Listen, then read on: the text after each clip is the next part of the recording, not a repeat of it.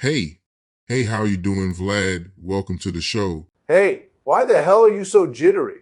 You better not be on the FBI's most wanted list, Art. Well, I think I got some outstanding traffic tickets. Oh, don't worry about that.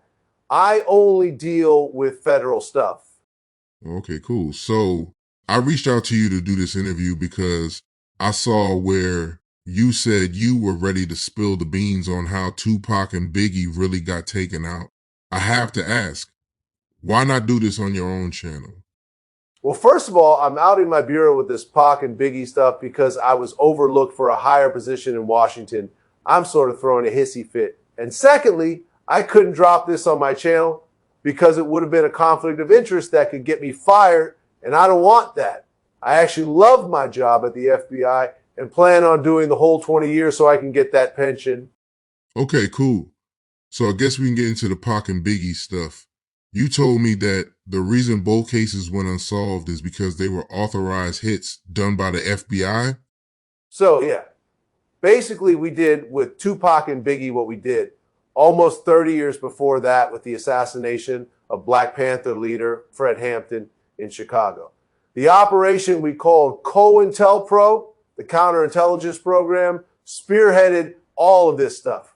COINTELPRO pretty much died down after we got rid of Malcolm and Martin. All of that pro-black stuff pretty much died down, even though it spiked in the late 80s with groups like Public Enemy and X-Clan. Fresh blood at the Bureau brought the program back after Tupac started getting traction and talking about being a Black Panther. And no one should have millions and not give to the poor, blah, blah, blah. He really hopped on our radar when he beat those charges down on Atlanta, shooting those two off-duty cops. We knew then that he was getting too big for his britches, so to say, and the higher-ups in Washington decided to bring back COINTELPRO. If you don't mind me asking, so you're... Dude, you need to grow a pair. It's your fucking show, so ask away. You should start over-talking your guests like I do on my show. Half these people don't know what the hell they're talking about anyway. Oh, nah, that's not my style. But anyway, you saying the FBI started targeting Tupac because of the message in his early interviews? Well, duh.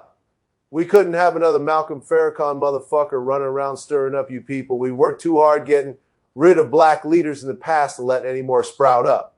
Now, after 93, we started surveilling Tupac, looking for an opportunity to strike. But because we were in modern times with cameras and GPS and phones, we had to move more stealthy. When Tupac got robbed and shot at that studio in Manhattan, we had an agent in the lobby posing as a janitor. He saw Puffy and Big looking at Pac laying on the floor, bleeding, and reported back to the Manhattan field office. From that point, we had already infiltrated the music industry to start swaying the rap music away from the pro-black stuff and start promoting gangster music. With that, we decided to implant a lie in Tupac's mind that Puff and Big had something to do with his robbery. This led to the East Coast-West Coast beef, which we used as a smokescreen to assassinate Tupac before he realized that he could use a microphone and become the next huge black leader. If you don't mind me asking, so the FBI... Hey, what did I tell you about all that polite shit? And you need to come from behind the camera like I did a while ago and show your face. Nah, I'd rather stay off camera. But anyway, so what you're saying is the FBI's target was Tupac, not Biggie? Well, of course. Tupac had the Black Panther background and was the more influential out of the two. Biggie just rapped about weed, money, and bitches. Typical hood shit that we didn't have to worry about. He was just collateral damage.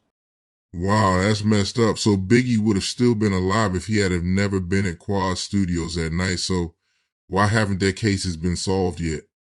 Dude, are you yanking my chain or are you really a dumbass? Their deaths were FBI cover-ups. So that's why they haven't been solved yet.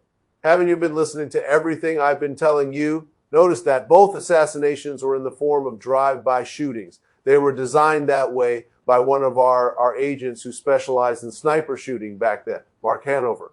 His wife was smoking hot and had a nice set on her. Anyway, he implemented the 6-month rule in their hits so as to space them out. Tupac got hit in September of 96, and we waited 6 months to hit Biggie in March 97. You sure do have an arrogant attitude. I got almost 7 million subscribers on YouTube, so you should expect me to be a little cocky. Word. I see. Now, I want to point something out. How'd the FBI hit Tupac if Las Vegas PD arrested Keefe D, who they think him and his nephew did the drive-by in a white Cadillac? That's a good question. Now we're about to get deeper into this. We had agents all over Vegas that night, in plain clothes, etc., just scoping things out, and if an opportunity presented itself, we were ordered to take it. Well, said time came when we observed Tupac and his crew jump on Compton gangster Baby Lane in the MGM Grand. Agents on scene reported back to the team of what they witnessed. Then we formulated a plan after detaining Baby Lane and informing him of who we were and what we wanted to do, which was have him and whoever else he wanted to join one of our agents in a retaliatory move on Tupac that night in form of a drive-by. We had already surveilled Tupac and Suge Knight arrive at the fight together in the big Beamer, so we knew that's what they were driving. One of Agent Hanover's guys volunteered to do the deed and rode with Orlando Anderson, his uncle Keefe D, and one other guy. Our agent is the actual shooter, and he purposely missed Suge because we wanted the state to send his ass to prison when it was all said and done. If you don't mind me asking... Damn it. You know what? I do mind that you're asking. Turn around and cuff up. I'm about to lock your ass up. Wait a minute. I thought you said parking tickets wasn't federal. They're not. But you illegally parked in a federal judge's reserved spot, which makes it a technicality.